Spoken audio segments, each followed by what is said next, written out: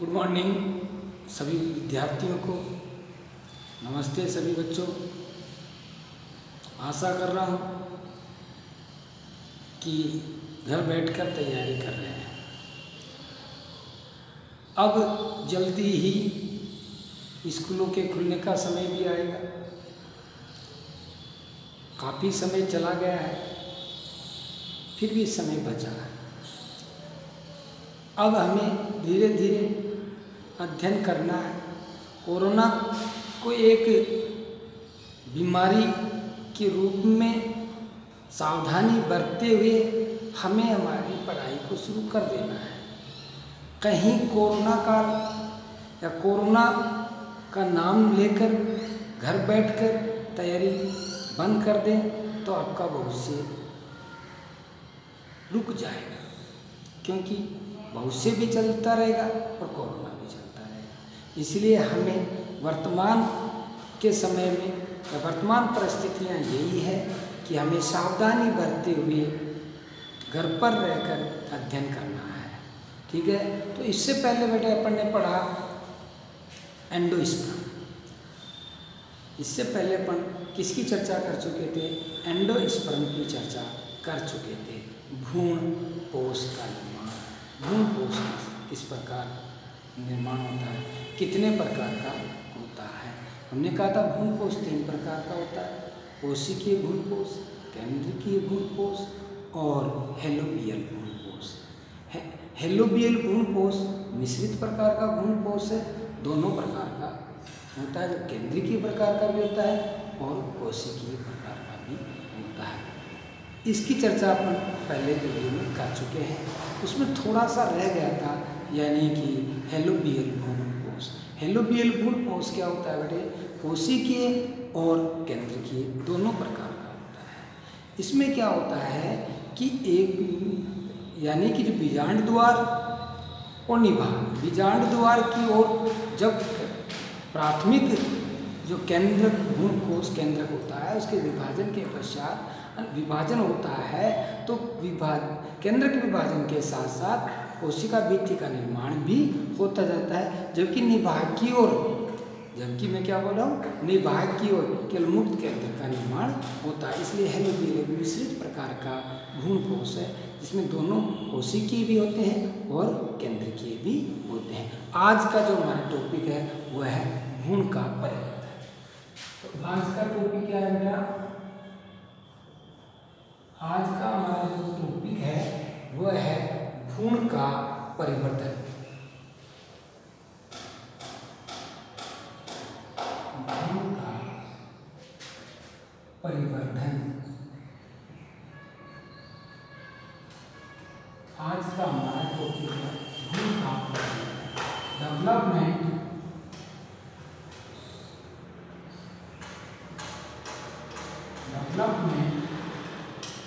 Of embryo.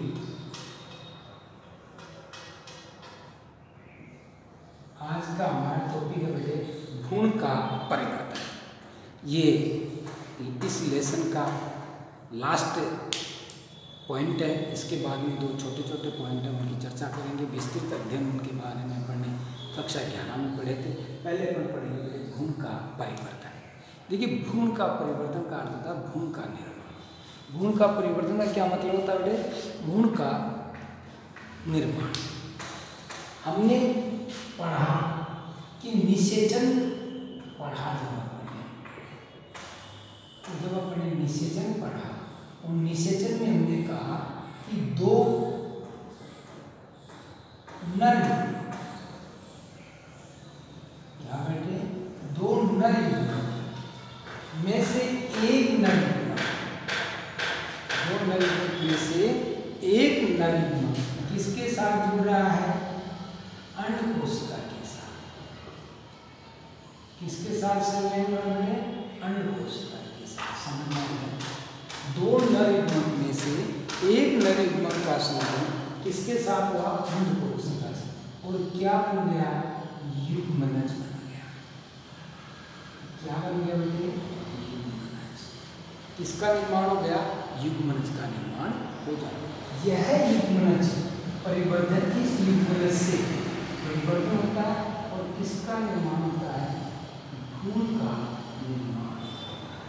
किसका निर्माण होता है बेटे? भ्रूण। भ्रूण प्रश्न आ जाए भ्रूण का निर्माण होता है तो सीधा सीधा हमें बोलना है युग्मनज से भ्रूण का निर्माण होता है। 3 चीज़ें आप याद रखो बेटा, बीज का निर्माण बीजांड से, भ्रूण का निर्माण युग्मनज से और फल का निर्माण अंडाशय से होता है। कई बार क्वेश्चन आ जाता है कि फल का निर्माण होता है तो अंडाशय से होता है, बीज का निर्माण बीजांड से होता है और भ्रूण का निर्माण किससे होता है?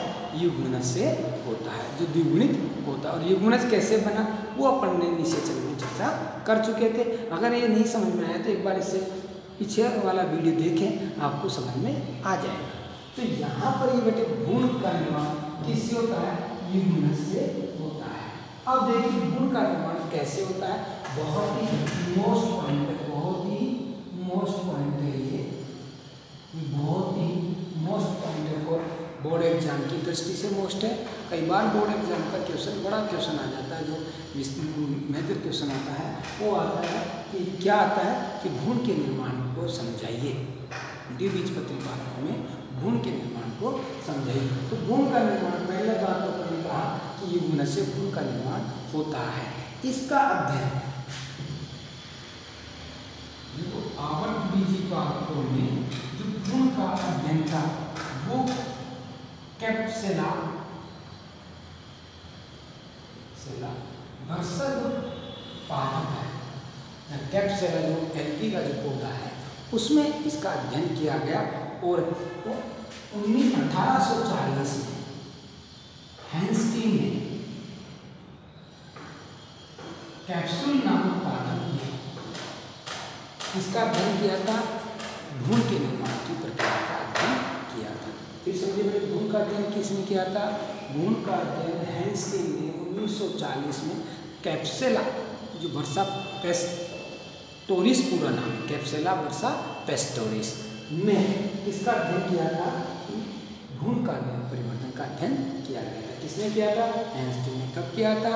1840 में किया था। अब कैसे होता है वो समझिए पूरा का पूरा एक बार अपन यहाँ पूरी में चलते हैं।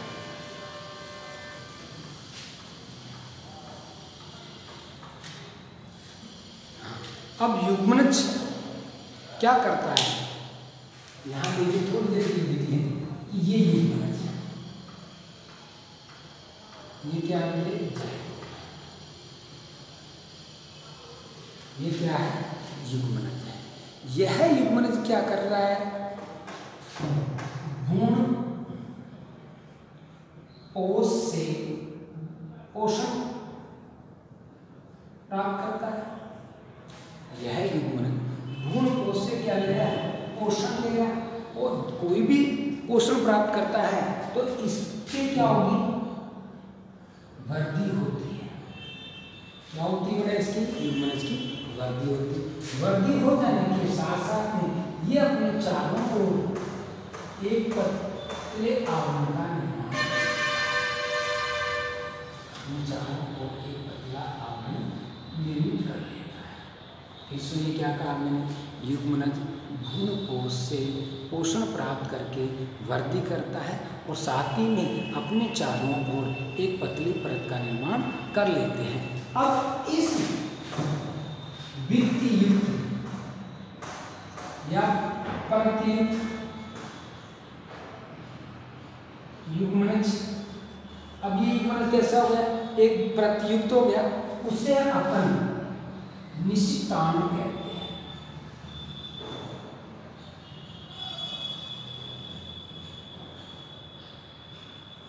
या ऊस्पोर कहते हैं। क्या कहते हैं? ऊस्पोर।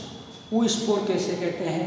ऊस्पोर कहते हैं बेटे जब जो जायगोट था उस जायगोट भ्रूण कोश से पोषण प्राप्त करता है, पोषण प्राप्त करके क्या करता है? वृद्धि करता है और वृद्धि करके अपने चारों ओर एक क्या बना लेता है? परत का निर्माण कर लेता है। अब इस परत युक्त युग्मनज को ही हम क्या कहते हैं? ऊस्पोर कहते हैं। क्या कहते हैं बेटे? ऊस्पोर या निषिक्तांड कहते हैं। अब निषिक्तांड में क्या होता है? अब इधर देखिए,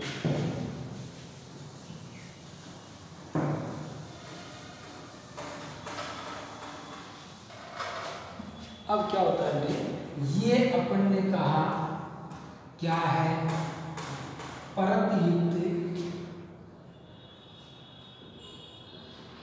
युग्मनज। क्या है बेटे, परतयुक्त युग्मन। और इस परतयुक्त युग्मनज को क्या कहा अपन ने, विस्फोट का या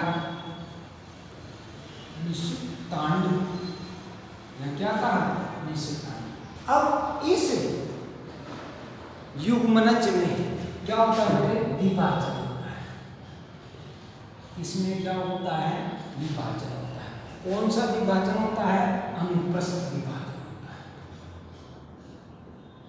कौन सा विभाजन हो रहा है बेटे, अनुप्रस्थ विभाजन हो रहा है। समझिए बेटे, कौन सा विभाजन हो रहा है, अनुप्रस्थ विभाजन हो रहा है। किसमें हो रहा है, ऊ स्पोर में। अब अनुप्रस्थ विभाजन होता है तो जिससे क्या बन जाती है, दो कोशिकाओं का निर्माण हो जाता है। जाइगोट में प्रथम विभाजन कौन सा हुआ, अनुप्रस्थ विभाजन होता है। इस विभाजन के परिणाम स्वरूप दो कोशिकाएं बन जाती है, एक निभाग की ओर, एक कौन सी, निभाग की ओर, तो दूसरी कौन सी, बीजांड द्वार की।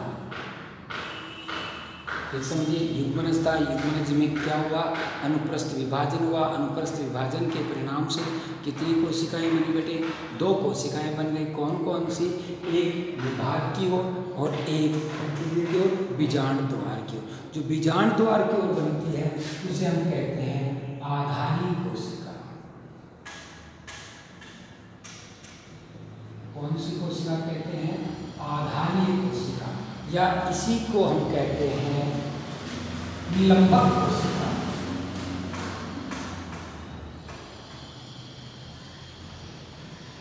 निलंबक कोशिका।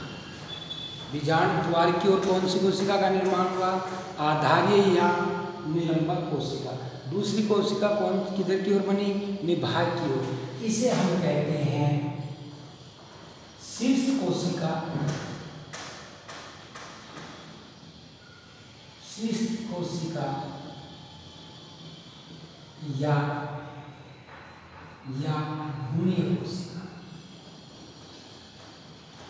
यहाँ कौन सी कोशिका कहते हैं, समझ में आया। हमने कहा युग्मनज था, युग्मनज में क्या हुआ, अनुप्रस्थ विभाजन हुआ, दो कोशिका बनी, एक आधार की ओर, एक शीर्ष की ओर, या एक निभाग की ओर, एक बीजांड द्वार की ओर।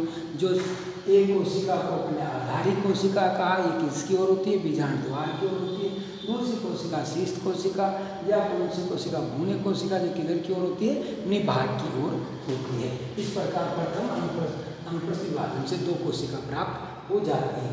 अब इन दोनों कोशिकाओं में क्या होता है, फिर से विभाजन होता है। इनमें क्या होता है, फिर से विभाजन होता है। जो शीर्ष कोशिका है, कौन सी कोशिका है, जो शीर्ष कोशिका है, उस कोशिका में कौन सा विभाजन होता है, अनुदैर्घ्य विभाजन। अनुदैर्घ्य विभाजन, इधर इसको याद रखें बेटे। जो कोशिका किधर की ओर थी, जो कोशिका निभाग की ओर थी, या वह कोशिका जो शीर्ष कोशिका है, शीर्ष कोशिका किधर की ओर होती है, निभाग की ओर। उस शीर्ष कोशिका में कौन सा विभाजन होता है बेटे, अनुदैर्घ्य विभाजन होता है। और बीजांड द्वार की ओर कोशिका है, उसमें कौन सा विभाजन होता है, अनुप्रस्थ विभाजन। ठीक है, दोनों में साथ साथ होता है। शीर्ष कोशिका की ओर अनुदैर्घ्य और बीजांड द्वार की ओर कौन सा, अनुप्रस्थ। अब शीर्ष कोशिका, इस प्रकार दो कोशिका किधर बन जाती है, शीर्ष की ओर, और दो कोशिका किधर बन जाती है, बीजांड द्वार की ओर। कुल कोशिका कितनी बन जाती है, चार कोशिका बन जाती है। और ये कौन सी संरचना में व्यवस्थित हो जाती है, टी आकार का बन जाता है। इस समय भ्रूण का निर्माण कैसा हो जाता है, टी आकार। ये तो गई कौन सी, शीर्ष वाली कोशिका। इनमें तो कौन सा हो, अनुदैर्घ्य। और ये वाली कौन सी हो गई, ये वाली कौन सी हो गई, बीजांड द्वार की ओर। तो ये तो बीजांड द्वार की कोशिका, मतलब आधारी कोशिका। ये कौन सी, ये तो गई विभाग की ओर। ये तो कौन सी है, शीर्ष कोशिका। ये कौन सी है बेटा? आधारी कोशिका।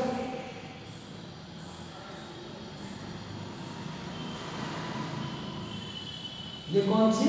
आधारी कोशिका। और इस प्रकार भ्रूण यहाँ पर कैसे आकार का हो जाता है?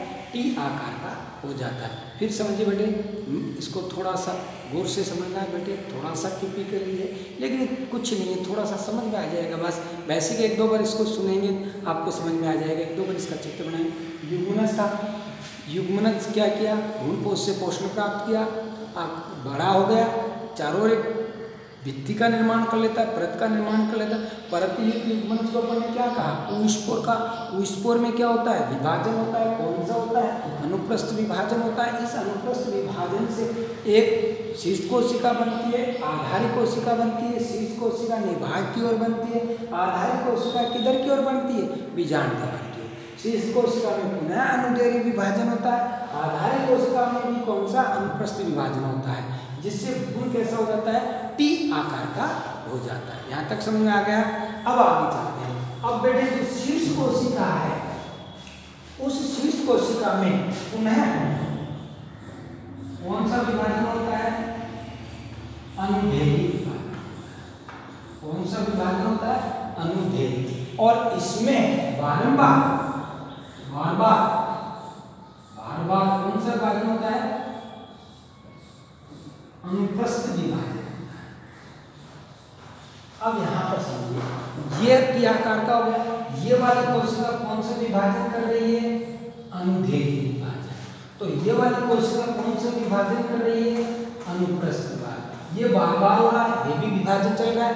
अब जब ये विभाजन होता है तो यहाँ पर देखिए,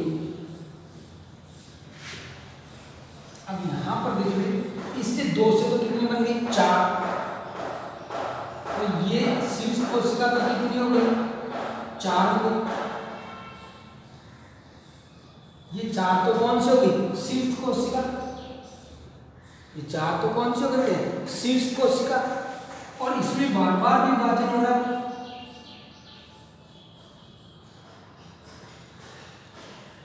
और ये जब 6 से 10 हो जाती है, कौन सी कोशिका बेटे? निलंबक कोशिका। ये कौन सी है? निलंबक कोशिका।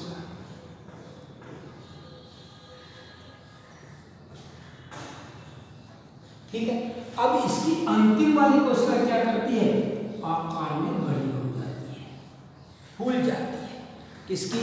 निलंबक की अंतिम कोशिका फूल जाती है और फूल पर बड़ी हो जाती है, जिसे अपन क्या कहते हैं? चुस्कान कोशिका।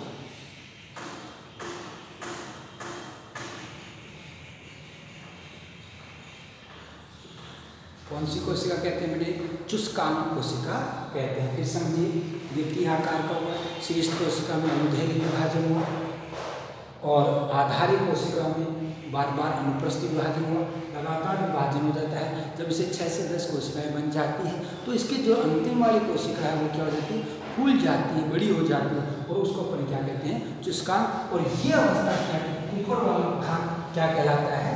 चतुष्कांग कहलाता है। क्या कहलाता है? चतुष्कांग कहलाता है। ठीक है, यहाँ चतुष्कांग भ्रूण हो जाता है। अब यहाँ पर जो चतुष्कांग भ्रूण है, इस भ्रूण यहाँ पर इसमें क्या होता रहता है? विभाजन होता है। अब चतुष्कांग से इसमें विभाजन होगा तो ये कितनी कोशिका बन जाएगी? 8 कोशिका बन जाती है। कितनी बन जाती है? 8 बन जाती है। और 8 से फिर इसमें विभाजन होता है तो कितनी बन जाती है? 16। अब 16 लगभग क्या हो जाता है? ये गोलाकार बन जाता है ऐसे। अब इसमें कितनी को आ जाती है? 16 कोशिका वाला भाग आ जाता है। तो ये 16 कोशिकीय भ्रूण बन जाता है। भ्रूण कितनी कोशिका का बन गया बेटे? 16 कोशिका का बन जाता है। ठीक है, इसमें विभाजन हुआ। फिर देखिए, शीर्ष था, शीर्ष कोशिका में कौन सा हुआ? अनुदैर्घ्य विभाजन हुआ। अनुदैर्घ्य से कितनी बनी बेटे? यहाँ पर ना कितनी बनी? 2 से कितनी बनी? 4। 4 से कितनी बनी? 8। 8 से कितनी बनी? 16। अब 16 कोशिकीय भ्रूण हो जाता है तो लग कैसा हो जाता है? गोलाकार हो जाता है, जिसे ग्लोबुलर भ्रूण कहते हैं। क्या नाम दिया पड़े? ग्लोबुलर भ्रूण।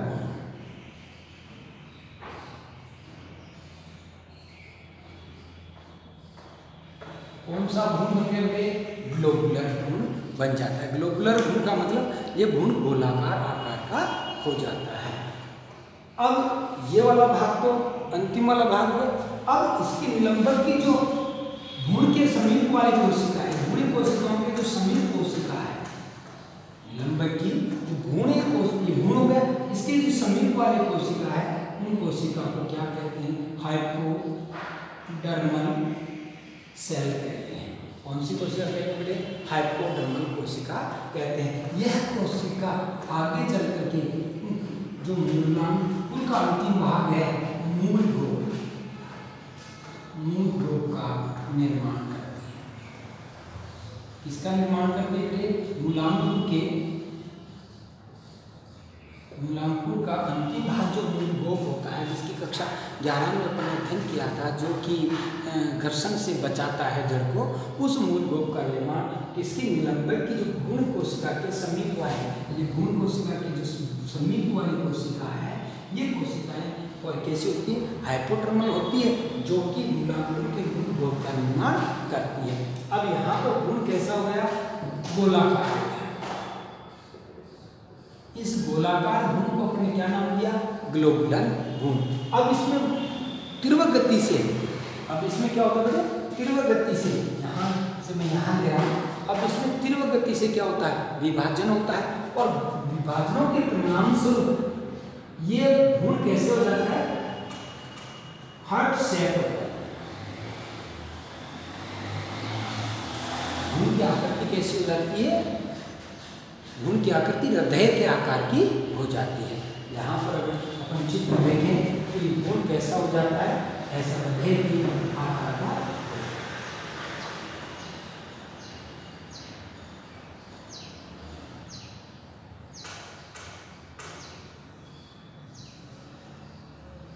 ये तो हो गई निलंबक कोशिका, जो दिखने का ऊपर चित्र बना।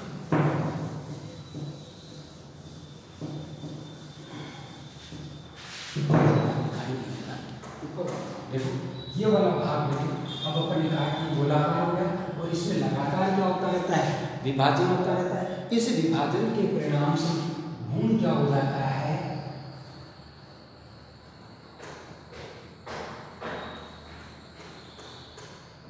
संरचना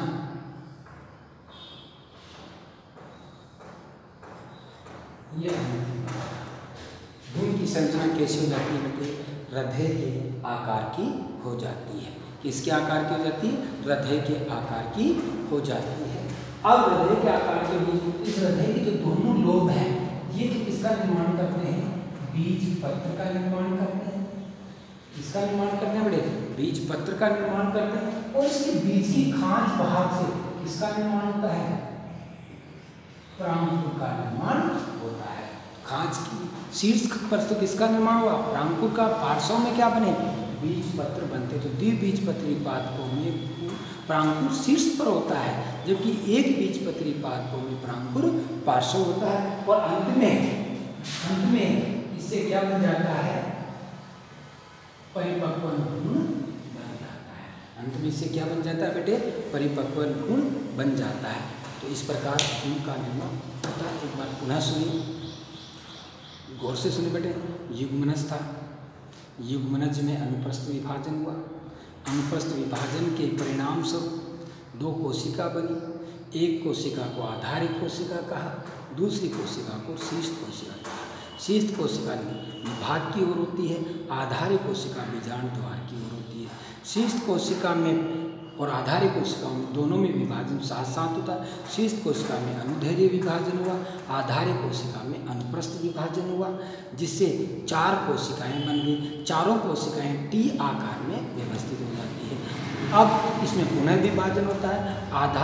शीर्ष कोशिका में अनुदैर्घ्य विभाजन होता है तथा आधारिक कोशिकाओं में बार बार अनुप्रस्थ विभाजन के परिणाम से जब इनकी संख्या 6 से 10 हो जाती है तो इसकी अंतिम कोशिका फूल जाती है, जिसे चतुष्कांक कोशिका कहते हैं। ठीक है, तो और फिर ये भ्रूण चतुष्कांक हो जाता है, चतुष्क से अष्टांक हो जाता है, अष्टांक से 16 जब कोशिका बन जाती है तो भ्रूण लगभग गोलाकार हो जाता है। इस गोलाकार भ्रूण को क्या कहते हैं? ग्लोबुलर भ्रूण कहते हैं। अब ग्लोबुलर भ्रूण में क्या होता है, तीव्र गति से विभाजन होता है। कौन सा होता है, परिणत विभाजन होता है। कौन सा विभाजन होता है बेटे, परिणत विभाजन होता है, जिसके विभाजन के परिणाम से हार्ट के आकार का भ्रूण बन जाता है। भ्रूण की संरचना कैसी हो जाती है, हार्ट शेप हो जाती है। अब भ्रूण कैसा हो गया, हार्ट शेप का हो गया। अब हार्ट शेप का हो गया तो ये हार्ट शेप के दोनों लोब है, ये तो आगे चल करके किसका निर्माण करते हैं, बीजपत्र का। और इसके बीच की जो खांच भाग है उससे किसका निर्माण हो जाता है, प्रांकुर का निर्माण हो जाता है। और मूलांकुर का निर्माण मैंने आपको बता दिया। जो निलंबन की कोशिका है, जो भ्रूण के समीप होती है, उन्हें हाइपोडर्मल कोशिका कहते हैं। और हाइपोडर्मल कोशिका जो भ्रूण मूलांकुर है उसके अंतिम भाग तो गोप का निर्माण कर देते हैं। और फिर भ्रूण अंत में कैसा हो जाता है, परिपक्व हो जाता है। इस प्रकार अपने भ्रूण का निर्माण पढ़ा। एक बार फिर से देखिए बेटे, पूरा का पूरा डायग्राम दोबारा से कर रहे हैं अपन। एक बार पूरा का पूरा देखो बेटे। अब यहाँ से देखो बेटे, अपन ने कहा ये युग्मनज था। युग्मनज ने क्या किया बेटे, ये युग्मनज था। यहाँ से देखो ये क्या था, युग्मनज था। युग्मनज कैसा था, कौन सा था,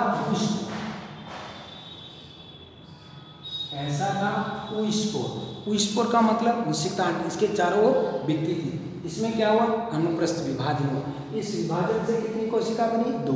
कौन सी, शीर्ष कोशिका और आधारी कोशिका। शीर्ष कोशिका किधर, निभाग की ओर। आधारी कोशिका किधर की ओर, बीजाणु द्वार। ये वाला भाग कौन सा बेटे, निभाग। ये वाला भाग कौन सा, बीजाणु। ठीक है बेटे। अब ये इस शीर्ष कोशिका में अनुदैर्घ्य विभाजन हो रहा है, इसमें कौन सा, अनुप्रस्थ विभाजन हो रहा है, जिससे भ्रूण कैसा आकार का हो गया, टी आकार का हो जाता है। भ्रूण कौन से आकार का हो गया बेटे, टी आकार का भ्रूण हो जाता है। इस टी आकार का भ्रूण जो शीर्ष कोशिका थी उसमें पुनः कौन सा, अनुदैर्घ्य विभाजन हुआ। आधारी कोशिका में कौन सा, अनुप्रस्थ विभाजन हुआ। ये बार-बार विभाजन हुआ। यहाँ पर ये भ्रूण कैसा हो जाता है, चार कोशिकीय चतुष्कांक हो जाता है। यहाँ पर बार-बार विभाजन होता है, इनकी संख्या 6 से 10 हो जाती है। और इसकी अंतिम कोशिका क्या हो जाती है, फूल जाती है, जिसे अपन ने क्या कहा, निलंबक कोशिका कहते हैं। और ये पूरी की पूरा ऐसी है, यहाँ पर भाग कौन सा हुआ, निलंबक कोशिकाएं। अब हमने कहा कि जो इसके समीप वाली कोशिका है, भ्रूण की जो समीप वाली कोशिका है, वो कोशिकाएं कैसी होती है, हाइपोडर्मल कोशिका होती है। इन हाइपोडर्मल कोशिकाओं से किसका निर्माण हो रहा है, मूल गोप का निर्माण हो रहा है। अब इसके बाद में जो ये चतुष्कांक कोशिका है, इन कोशिकाओं में पुनः अनुप्रस्थ विभाजन हुआ। और इस अनुप्रस्थ विभाजन से कितनी कोशिका बन गई, 8 कोशिका बन जाती है। कितनी, और निलंबक काल की बात भूल गए तो यहाँ से इसमें विभाजन रुक जाता है। अब ये 8 कोशिका बन गई। इस 8 कोशिकीय भ्रूण में कौन सा विभाजन होता है, परिणत विभाजन होता है। कौन सा विभाजन होता है, परिणत विभाजन। और इस विभाजन के परिणाम से भ्रूण कितनी कोशिका बन गया, 16 कोशिका भ्रूण बन जाता है। इस 16 कोशिकीय भ्रूण को या गोलाकार भ्रूण बन गया, ऐसा बन गया बेटे, गोलाकार भ्रूण बन गया। इसे अपन क्या कहते हैं, ग्लोबुलर भ्रूण कहते हैं। इस ग्लोबुलर भ्रूण में क्या होता है, तीव्र गति से विभाजन होता है। क्या होता है बेटे, तीव्र गति से विभाजन होता है। और भ्रूण कैसा हो गया, हृदय के आकार का हो जाता है, हार्ट शेप हो जाता है। यहाँ पर अब भ्रूण हार्ट शेप हुआ तो ये भ्रूण के जो दोनों बीजपत्र थे, उनसे जो दोनों लोब थे बाहर, उनसे भी किसका निर्माण हो रहा है बेटे, बीजपत्र का निर्माण हो रहा है। और इसके बीच वाला भाग किसका निर्माण कर रहा है, प्रांकुर का निर्माण करता है। अब ये स्थिति कौन सी आ गई, इसके बाद में ये स्थिति आ गई भ्रूण के हृदय के आकार की स्थिति। अब इसमें भ्रूण क्या होगा, परिपक्व होगा। और परिपक्व भ्रूण अब यहाँ से ये बेटे क्या हो जाएगा, भ्रूण का परिपक्व हो जाएगा। यहाँ से इसका परिपक्व होगा और परिपक्व भ्रूण का निर्माण हो जाता है, जो यहाँ बता रहा हूँ।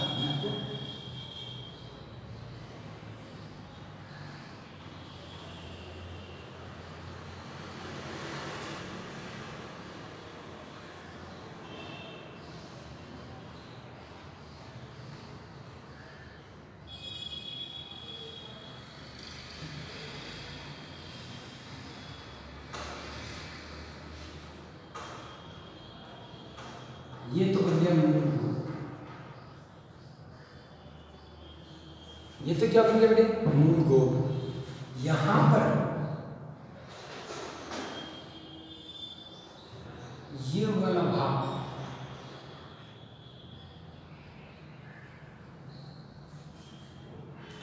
ये है क्या? ये दोनों के दोनों बन गए बीज पत्र, और यहां से क्या बन जाएगा? इसका निर्माण हो जाएगा बेटे। ये तो बन गया प्रांकुर, ये बन गया बीज पत्र, ये परिपक्व भ्रूण, और ये अंतिम वाला भाग हो गया मूल गोल। इस प्रकार भ्रूण के निर्माण में भ्रूण की प्रक्रियाएं, प्राथमिक भ्रूण होता है, प्राथमिक भ्रूण के बाद में गोलाकार भ्रूण बनता है, गोलाकार भ्रूण के बाद में हृदय के आकार का भ्रूण बनता है, और अंत में वह भ्रूण कैसे हो जाता है? परिपक्व भ्रूण बन जाता है। इस प्रकार आवर्त बीजी पात्रों में भ्रूण का निर्माण होता है। ये थोड़ा सा आपको हार्ड लगेगा बेटे, फिर मैं आपको ये कह रहा हूँ कि एक बार इसे आप सुने, फिर बार 2 बार सुने, फिर 3 बार सुने, फिर एक बार इसका डायग्राम देखें नोट्सों में जो मैंने सेंड कर चुका है, फिर आपको ज़रूर समझ में आया होगा। और आप लोग इसको एक थोड़ा सा लाइन में लिख के देख लें। जैसे सबसे पहले युग्मनज, फिर ऊस्पोर में विभाजन हुआ, शीर्ष कोशिका, आधारिक कोशिका, शीर्ष कोशिका से प्रांकुर का निर्माण हो रहा है, आधारिक कोशिका से मूलांकुर का निर्माण हो रहा है। शीर्ष कोशिका में विभाजन हो रहा है, आधारिक कोशिका की अंतिम कोशिका फूल जाती है, और वो कौन सी? चुस्कांक कोशिका कहलाती है।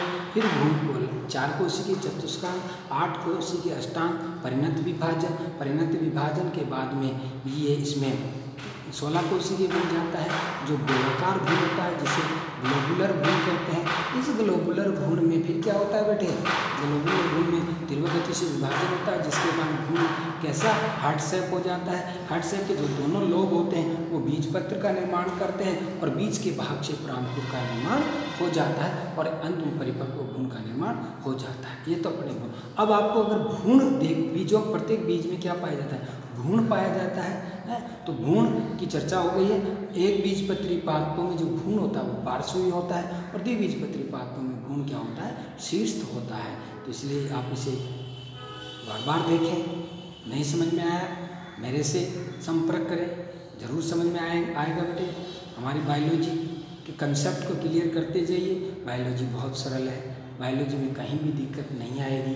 आप हमारे वीडियो को ज़्यादा से ज़्यादा शेयर करें, ज़्यादा से ज़्यादा इसको लोगों तक पहुंचाएं, जिससे कि आपके साथ साथ आपके साथियों का भी भला हो सके। धन्यवाद, बहुत बहुत धन्यवाद।